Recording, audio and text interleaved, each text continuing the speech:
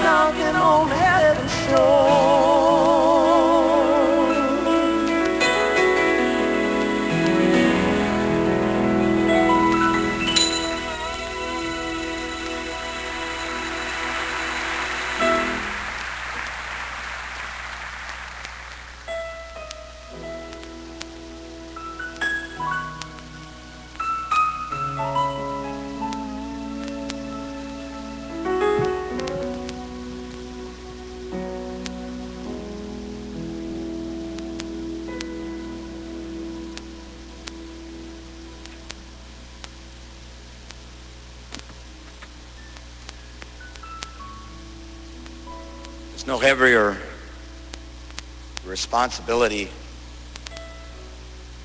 for a mayor than to face the loss of an officer killed in the line of duty. 2.5 years I've been mayor of this city. I visited Officer Sanchez in the hospital, a SWAT officer shot in the line of duty. I visited Officer Rapati, shot in the line of duty. I visited on that fateful night last week Officer Veenstra, shot in the line of duty. But this is the first time that I've had to suffer the loss of a police officer. It touches a particular nerve way deep in our souls, and it hurts. I've thought a lot over the last few days about why that is. And I think it has something to do with the fact that the whole community, the entire city, loses when we lose a police officer. You see, what we really lose is a small piece of ourselves, a small piece of the idea of what community is all about. These brave men and women who are here sharing this place of worship with you, they keep the peace. They keep us together. That is what Randy Simmons' life was all about.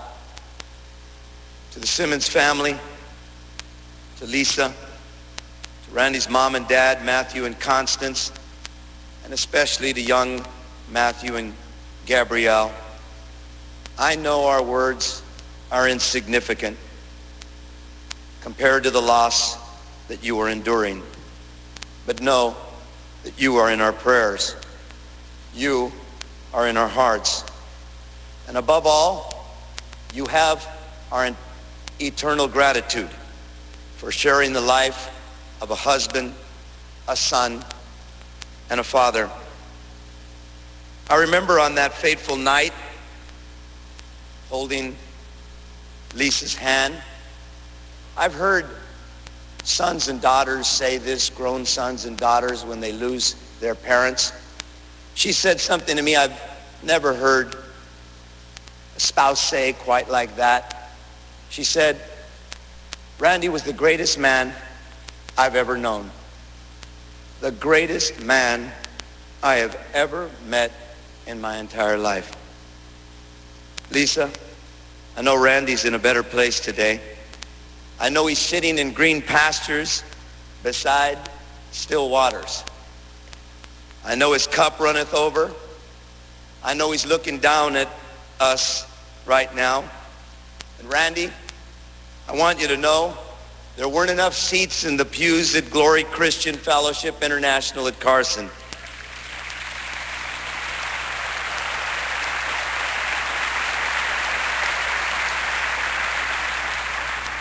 They had to find a literal faith dome to accommodate his outpouring of love.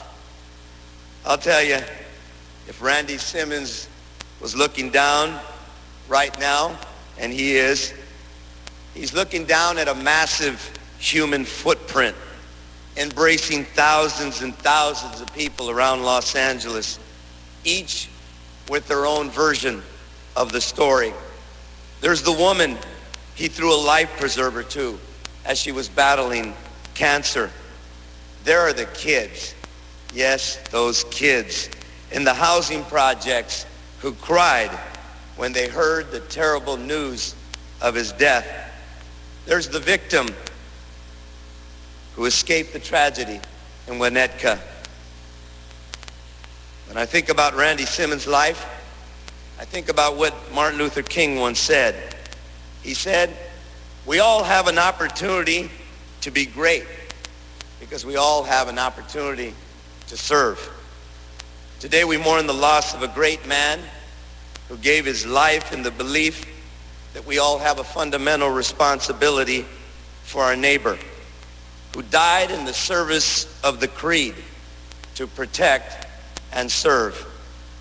We will miss him for his talent.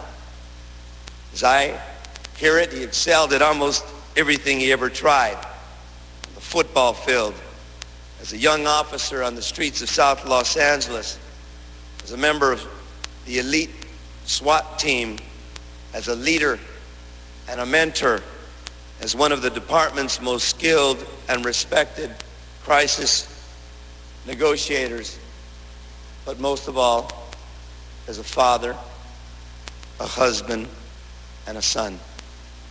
We'll miss him for his commitment. A long time ago, he made a good enough living to move out of the neighborhood, but he remained committed to South LA. More than anything, we'll miss Randy Simmons for his abiding belief in the power of God's love. Randy Simmons didn't just live his life enforcing the law. That would have been good enough. That's what most of the members of the LAPD do and law enforcement do every single day. And we thank them for that. But he championed service to a higher law. They called him a deacon for a reason. He mentored at-risk kids. He led Sunday school on the sidewalks. He drove toys for kids at Christmas time. He brought the joys of music and drama to young people who had experienced precious little of either. I'm proud to be mayor of a city that bears as a permanent feature of its geography the footprint of this giant of a man.